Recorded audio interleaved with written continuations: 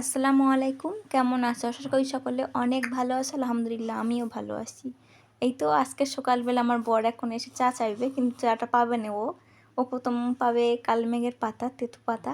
যেহেতু জানি না ও টাইসের কাজ করে, তো মনে হচ্ছে ওর কিমড়ি থাকে পেটে। রাতের বেলা কেন দাঁতটা কেমন খালি কিরিশমিশ করে আওয়াজ করে, মনে হচ্ছে কিমড়ি হয়।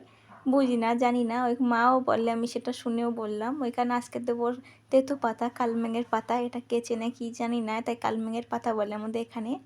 ওই কালমেঘের পাতা আমার মার বাড়ি থেকে এনে আমি শুকিয়ে রেখে দিছি, নাহলে যেহেতু তাই কোথায় পাবো। আমি যখন মার বাড়ি যাই গ্রামে, তখন এগুলো পাই, সে তো ওইটা নিয়ে আমি শুকিয়ে রেখে এমনি দীর্ঘ দিন রেখে দিই থাকে। যতদিন আমার আরিয়ান খাই, নাহলে এমনি থাকেও, আমরাও খাই মাঝে মাঝে তেঁতু পাতা ভালো। তারপর এই তো তারপর চাটা করছি, 2 কাপ চা করে নিলাম আমি আর ওর জন্য।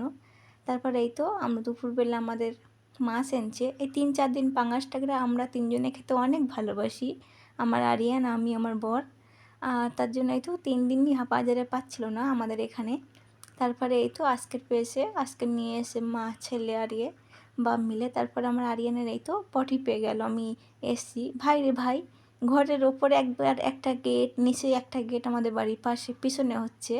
আমি একটু দেখলাম, দেখে আবার আবার একটু ভিডিও করে নিলাম। তারপরে এই তো আমি রান্না করব, তার জন্য প্রথমে রান্না করি। আর এদিকে আমার ছেলেটা খুব দৌড়াদৌড়ি করে, খান্ডা রাস্তায় যাবে, খান্ডা কেসি গেট এক এক খোলাও শিখে গেছে, এবার তালা মেরে রাখতে হবে। তার জন্য এই তো প্রথমে আমি রান্না করছি, আজের পাঙাশটা রান্না করব। তারপরে আমলকিও শুইকে নিলাম। তারপরে এই তো পাঙাশটাকে একটা লেবু রস দিয়ে ভালো করে মাখিয়ে কিছুক্ষণ রেখে তারপরে ধুয়ে ফেলে এই তো ভেজে নিলাম।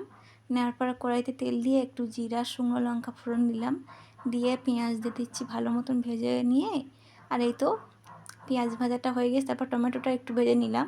আর হাতে আদা, রসুন, তারপর জিরে আর ধনে 3টে ভালো মতন এমনি বেটে নিলাম। বাটা হয়ে গেছে। তারপরে এই তো বাটা মশলা দিয়ে আজ রান্না করি, তার জন্য এই তো ঘুনা করি। এই দিয়ে আমার ছেলে আমি যে কাজ করি ও সেটা করার চেষ্টা করে।